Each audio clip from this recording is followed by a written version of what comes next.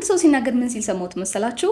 ብልጥ ሰው ምን መናገር እንዳለበት ያውቃል፣ ብልህ ሰው ግን መች መናገር እንዳለበት ያውቃል አለ። ናው ይሄ ንግግር በደንብ አድርጋችሁ ካስተዋላችሁ የብልጥ ሰውና የብልህ ሰው ልዩነቱ፣ ብልጥ ሰው ምን አይነት ንግግሮችን ከአንደበቶቹ ማውጣት እንዳለበት ያውቃል። ቤዚክሊ ምን ማውራት እንዳለበት ያውቃል። ብልህ ሰው ግን መናገሩ አይደለም ፖይንቱ፣ ኢንስቴድ መቼ ልናገር ነው። ለዛ ነው መቼ መናገር እንዳለበት ያውቃል አልኳችሁ። ስለዚህ ብዙ ጊዜ ንግግር ስታወሩ ከሰዎች ጋር ኢቭን ክርክር ውስጥ ስትገቡ ከማንም ሰው ጋር ሊሆን ይችላል፣ መናገር ያለባችሁን ነገር ብቻ ሳይሆን መቼ መናገር እንዳለባችሁ ማወቅ አለባችሁ። ቢካዝ አንዳንድ ጊዜ ዝም ማለትን የመሰለ ነገር የለም።